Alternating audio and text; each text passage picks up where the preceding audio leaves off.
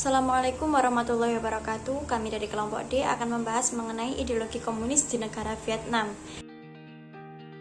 Yang akan kami bahas pada video kali ini yaitu penjelasan tentang latar belakang berdirinya komunis di Vietnam. Yang kedua ada penerapan ideologi komunis di bidang politik, sosial, dan budaya. Yang ketiga perbedaan ideologi komunis dan ideologi Pancasila. Yang keempat bagaimana jika ideologi komunis diterapkan di negara Indonesia. Dan yang terakhir membahas mengenai kekurangan dan kelebihan dari ideologi komunis. Masa pertumbuhan gerakan komunis Vietnam memang tidak bisa lepas dari bapak nasionalis Vietnam, yaitu Ho Chi Minh. Dialah pemberi nafas bagi gerakan komunis Vietnam. Ho Chi Minh sebagai pemimpin pergerakan mempunyai dua aspek, yaitu satu aspek ke dalam, membentuk kader-kader komunis yang militan, dan yang kedua ada aspek keluar, yaitu berjuang atas nama Vietnam untuk menuntut kemerdekaan. Pada tahun 1912, Ho Chi Minh pergi ke Eropa untuk belajar berkelana. Pergaulannya dengan toko-toko sayap kiri Perancis telah membawanya kepada komunis. Pidato pertama Ho Chi Minh pada Kongres Komunis di Perancis berbicara mengenai perlawanan terhadap imperialisme yang melakukan tindakan kekerasan di Vietnam. Pidato tersebut bermaksud mengajak partai mendukung para penduduk lokal Vietnam yang tertindas. Ho kemudian menjadi salah satu pendiri Partai Komunis Perancis karena dia merasa kaum sosialis menghindari isu kolonialisme. Pada tahun 1930, Ho Chi Minh mendirikan Partai Komunis Vietnam yang dikenal dengan sebutan Partai Komunis Indochina.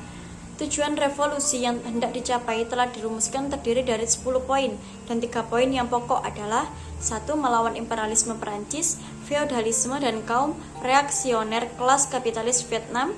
Yang kedua, membentuk negara Vietnam yang merdeka secara penuh, dan yang terakhir, mendirikan suatu pemerintah yang terdiri dari kaum buruh, petani, dan militer.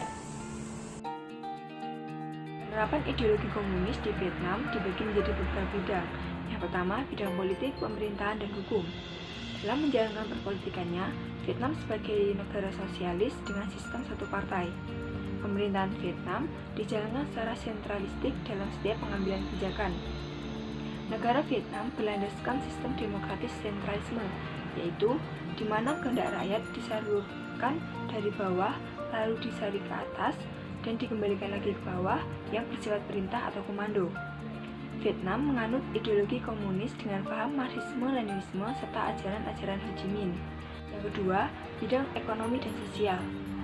Vietnam mengambil kebijakan pembaruan ekonomi yang disebut dengan Doi Moi, yaitu menghapuskan sistem ekonomi terpusat dan membuka perekonomian untuk para investor asing. Maka sejak saat itu, standar hidup di Vietnam terus meningkat. Yang ketiga, bidang keagamaan dan kebudayaan.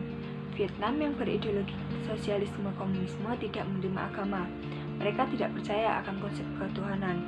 Mereka mengedepankan sikap materialisme.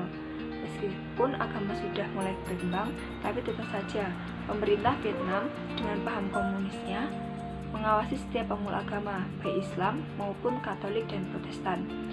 Rezim ini menganggap agama sebagai alat kapitalis. Namun saat ini pemerintah tidak lagi menerapkan sikap diskriminasi terhadap pemeluk agama, tetapi mereka gencar mempromosikan ideologi komunis kepada pemeluk agama. Perbedaan ideologi komunis dan ideologi Pancasila. Yang pertama yaitu mengenai pengertian. Ideologi komunis adalah sebuah ideologi yang bertujuan untuk menghapus semua hak individu dan menggantinya dengan hak-hak umum yang dikendalikan oleh negara. Sedangkan ideologi Pancasila adalah sebuah ideologi yang memiliki prinsip persatuan dan kebersamaan yang dimiliki manusia dalam kehidupan kebangsaan dan kenegaraan. Yang kedua yaitu perbedaan karakteristik setiap ideologi. Dalam ideologi komunis, politik yang berlandaskan kekuasaan pemerintah diktator dan akan dilakukan oleh segelintir orang. Tidak hanya perbedaan antara kaya dan miskin, semua dianggap sebagai iklim usaha yang adil.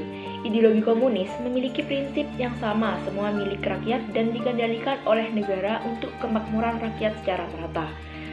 Sedangkan dalam ideologi Pancasila, praktik konstitusional dilaksanakan berdasarkan UUD 1945 dan Pancasila. Kekuatan tertinggi dipegang oleh pemerintah. Sistem pemerintahan berdasarkan saling konsultasi dan persetujuan rakyat. Bagaimana jika komunis diterapkan di Indonesia? ada 5 alasan yang tidak membenarkan komunis ada di Indonesia. Yang pertama itu dari segi teologi, yaitu komunis itu tidak mempercayai adanya Tuhan, sedangkan Pancasila itu di butir sila pertama itu menerapkan yang adanya ketuhanan yang Maha Esa. Yang kedua itu dari segi ideologi, komunis membatasi adanya hak bersuara, dan sedangkan Pancasila itu menjunjung tinggi yang namanya hak bersuara, persatuan, itu seperti itu. Yang ketiga yaitu dari segi sosial, komunis mengajarkan tentang pertengahan kelas seperti yang kaya dengan yang miskin. Jika menuruti pertengahan kelas, maka tidak akan selesai masalahnya, terus menimbulkan ketegangan. Dan yang keempat yaitu dari segi politis, komunis itu mengajarkan agitasi dan propaganda kepada dalam politik, yang mana Pancasila menegakkan yang namanya kejujuran dalam berpolitik. Dan yang terakhir itu dari segi sejarah, pemberontakan komunis terjadi 5 kali, dan yang terbesar itu tahun 1965. Pemberontakan PKI ini tidak menimbulkan manfaat dan malah menimbulkan banyak korban jiwa. Dapat disimpulkan bahwa PKI ini tidak boleh ada kembali di Indonesia. Di sini saya akan menjelaskan tentang kelebihan dan kekurangan ideologi komunis. Yang pertama, kelebihannya.